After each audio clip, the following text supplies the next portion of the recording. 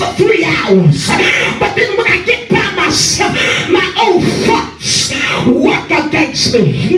They won't say nothing overseas because some of them sitting in here, they're wrestling with their own thoughts. The press been in church for 3 hours and still depressed. Come to church, sing, shout, give your neighbor high five, do-si-do, amen, like you're in a spiritual rodeo, and still depressed. You need to take authority over your thoughts, baby. Every vain thing, every imagination that exalted itself against the knowledge of God, put it into captivity. You got to take authority. Oh, they don't want me to preach here. You got to pull in your thoughts. Why? Because he's the prince of the power of the air. He can't read your mind, but he can suggest things to your thoughts. Oh, come on, preacher. It's called subliminal suggestion. Oh, come on in here. You're not bound, but he can suggest that you are. You're not sick. You're a hypochondriac. Your thoughts have told you that you're sick. Put your hand up and say, Lord, deliver my mind. Deliver my thoughts. Help me to see and understand who I am. Oh, God. I need you to stay close. You know what I'm talking about. Oh, God. And then now we have to deal with our solical realm, where our emotions and our reasoning is. In the sensual realm is where we have to deal with what we see, what we hear, what we feel, what we taste, and what we touch. Oh my God. We are sensual people. We are more sensual than we are spiritual. And that's why we get into trouble. Y'all will have me preaching here. We're led by our feelings, our taste, what we see and what we touch, instead of being led by the Spirit of God.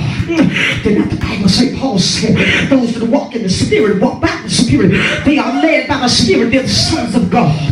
Oh, you hear me what I'm saying?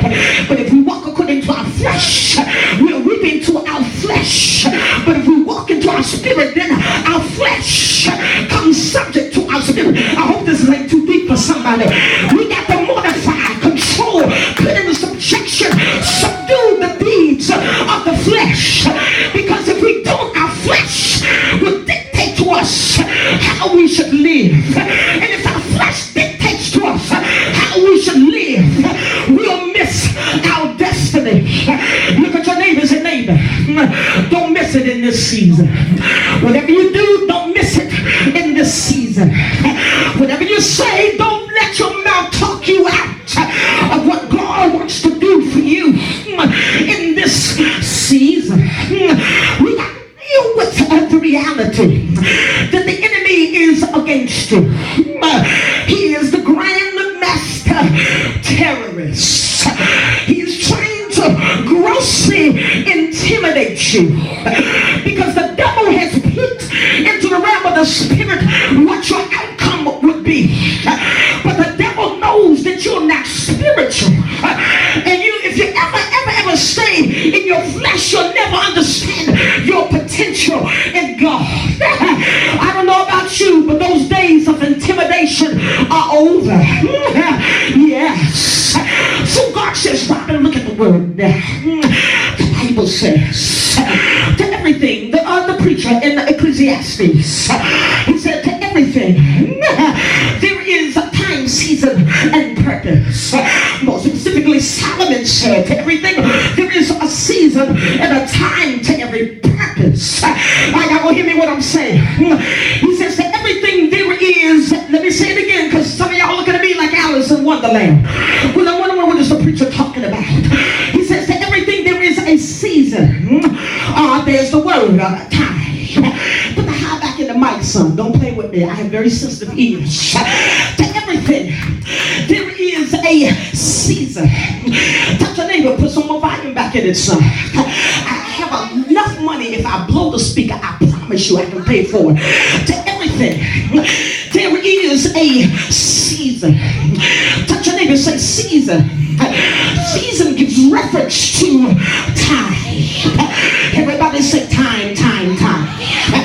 Now time is an interesting word because it renders two definitions. First of all, the word is chronos. Everybody say chronos. From here is where we get the word chronology, chronograph, or a watch, or the instrument that measures time. Now we got to understand something about the chronos. It means sequential or measured time. But the problem is we got bigger than grown saints who try to measure God. And you cannot measure God according to chronos. Now help me preach here. Again, chronos means sequential time or measured time. And you cannot put God on a clock. He does not move according to our chronograph. But then there's another word. And that word is kairos. Everybody say kairos. Kairos is the right or opportune moment. Now let me show you what God does. He uses chronos as his footstool to measure kairos. Y'all don't believe it? Let me read the word again. To everything there is a season. And a time for every purpose. What God does is he does this. He says regardless of what's going on, it does not limit me from doing what I'm going to do. Now come on, hurry up with me. I got to go. And unless they got to go to the hospital or work, don't let them walk. Because I got saved under the era where nobody walked when the preacher was preaching. I'm sorry, I thought this was my church back in Florida. Excuse me, overseer. I'll submit, yes, Lord. You got to understand. Oh my God, what goes on? God uses time, chronology as his measuring, so we can see when God did it. But the time does not determine when he's going to do it. Let me prove my point. In the natural, we have 4 seasons: winter, spring, summer, and fall. When the season gets ready to change, the elements in the airway change.